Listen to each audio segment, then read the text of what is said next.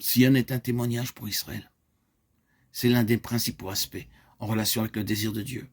Et que nous voyons dans le psaume 122, c'est là que montent les tribus de l'Éternel, un témoignage à Israël. C'est un peuple dans Sion, pour un témoignage, non pas pour les perdus dans ce cas, mais pour Israël. Il ira au-delà d'Israël pour les perdus. C'est la méthode de Dieu de partir du centre vers la circonférence, pour aller au-delà de Sion, pour Israël et jusqu'aux nations.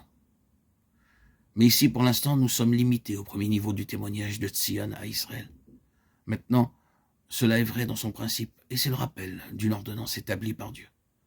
Nous sommes au commencement, quand Israël fut constitué comme une nation. Vous devez seulement regarder un passage dans le livre du Deutéronome.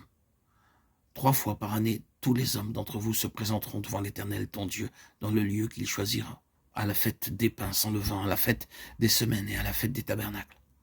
On ne paraîtra point devant l'Éternel les mains vides, Deutéronome 16. Maintenant, vous seriez dans l'erreur, bien sûr, si vous lisiez ce passage dans le psaume 122 pour dire que tout Israël allait jusqu'à Jérusalem 3 fois dans l'année, ou même une fois dans l'année. Pour commencer, ils ne pouvaient pas tous aller à Jérusalem, ils ne pouvaient pas tous loger à Jérusalem, mais ils y montaient sur la base de la représentativité. Tous les mâles y allaient 3 fois par an, tout Israël représentativement y montait. Ils y venaient, bien sûr, pour un merveilleux renouvellement de l'accomplissement de l'amour de Dieu. Comment cela ? Le grand prêtre était là, avec les noms des tribus sur sa poitrine, sur le pectoral. Ils étaient là, devant le Seigneur, dans l'amour du souverain sacrificateur. L'amour de Dieu en Christ, les portant tous sur son cœur, sur ses épaules. Leur nom encore a été porté, la force de Dieu en Christ, les soutenant tout au long de leur vie. Ils venaient pour saisir de manière renouvelée l'amour et la force de Dieu en leur faveur, dans le souverain sacrificateur. Nous ne pouvons pas aborder tout ce qui se passait à Sion quand ils y montaient. Mais nous avons un petit aperçu de cela quand les confins de la terre, des lieux difficiles et des contrées spirituellement froides, nous sommes rassemblés comme eux et que nous goûtons l'amour et la puissance de Dieu et que nous ressentons de nouveau l'unité du peuple du Seigneur. Quand nous sommes séparés, nous pensons être les seuls chrétiens sur terre. Parfois, nous pensons comme Élie.